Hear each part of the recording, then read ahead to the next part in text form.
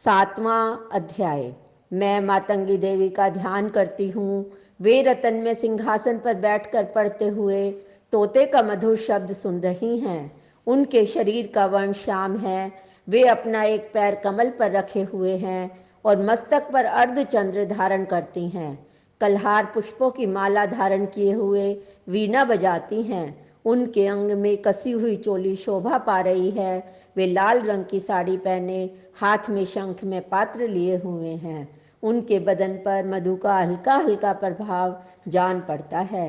लाट में बिंदी शोभा दे रही है। ऋषि कहते हैं, तदंतर शुंभ की आज्ञा पाकर वे चंड मुंड आदि दैत्य चतुरंगिनी सेना के साथ अस्त्र शस्त्रों से सुसज्जित हो चल दिए। फिर गिरिराज हिमालय के स्वर्ण में ऊंचे शिखर पर पहुंचकर उन्होंने सिंह पर बैठी देवी को देखा। वे मंद मंद मुस्कुरा रही थी। उन्हें देखकर दैत्य लोग तत्परता से पकड़ने का उद्योग करने लगे। किसी ने धनुष तान लिया, किसी ने तलवार संभाली और कुछ लोग देवी के पास आकर खड़े हो गए। तब अंबिका ने उन शत्रुओं के प्रति बड़ा क्रोध किया। उस समय क्रोध के कारण उनका मुख काला पड़ गया, ललाट में भौहें टेढ़ी हो गई। वहां से तुरंत विकराल मुखी काली प्रकट हुई, जो तलवार और पाश लिए हुए थी। वे विचिग खटवाग धारण किए, चीते की चर्म की साड़ी पहने, नर मुंडों की माला से विभूषित थी। उनके शरीर का मांस सूख गया था, केवल हड्डियों का ढांचा था, जिससे वे अत्यंत भयंकर जान पड़ती थीं। उनका मुख बहुत विशाल था। जीभ लपलपाने के कारण वे और भी डरावनी प्रतीत होती थी। उनकी आंखें भीतर की ओर धसी हुई और कुछ लाल थी। वे अपनी भयंकर गर्जना से संपूर्ण दिशाओं को गुंजा रही थी।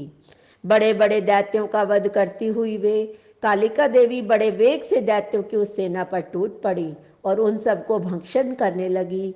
वे पार्श्व रक्षकों, अंकुशधारी महावतों, योद्धाओं और घंटा सहित कितने ही हाथियों को एक ही हाथ से पकड़कर मुंह में डाल लेती थी।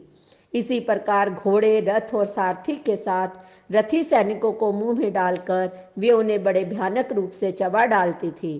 किसी के बाल पकड़ लेती, किसी का गला दबा देती, किसी को पैरों से कुचल डालती, किसी को छाती के धक्के से गिराकर मार डालती थी।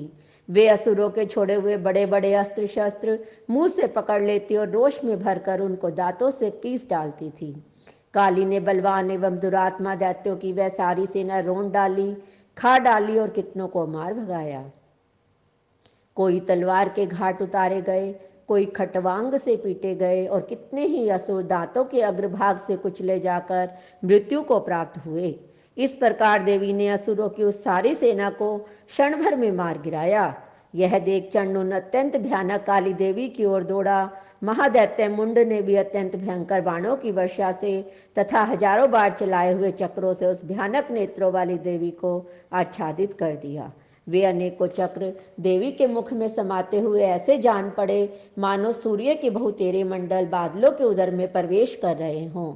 तब भयंकर गर्जना करने वाली काली ने अत्यंत रोष में भरकर विकट अट्टहास किया। उस समय उनके विकराल बदन के भीतर कठिनता से देखे जा सकने वाले दांतों की प्रभा से वे अत्यंत उज्जवल दिखाई देती थी। देवी ने बहुत बड़ी तलवार हाथ में ले हम का उच्चारण करके चंड पर धावा किया और उसके केश पकड़कर उसी तलवार से उसका मस्तक काट डाला। चंड को मारा गया देखकर मुंड भी देवी की ओर दौड़ा। तब देवी ने रोष में भरकर उसे भी तलवार से घायल करके धरती पर सुला दिया। महापराक्रमी चंड और मुंड को मारा गया देख मरने से बची हुई बाकी सेना भय से व्याकुल हो चारों ओर भाग गई। तदंतर काली ने चंड और मुंड का मस्तक हाथ में ले चंडिका के पास जाकर प्रचंड अट्टहास करते हुए कहा, देवी, मैंने चंड और मुंड नामक इन दो महापशुओं को तुम्हें भेंट किया है। अब युद्ध यज्ञ में तुम शुंभ और निशुंभ का स्वयं ही वध करना। ऋषि कहते हैं, वहां लाए हुए उन चंड मुंड नामक महादैत्यों को देखकर कल्याणमयी चंडी ने काली से मधुर वाणी में कहा, देवी, तुम चंड और मुंड को लेकर मेरे पास आई हो, इसलिए संसार में चामुंडा के नाम से तुम्हारी ख्याति होगी। इस प्रकार श्री मार्कंडे पुराण में सावर्णिक मनवंतर की कथा के अंतर्गत देवी महात्म्य में चंड मुंड नामक 7वां अध्याय पूरा हुआ।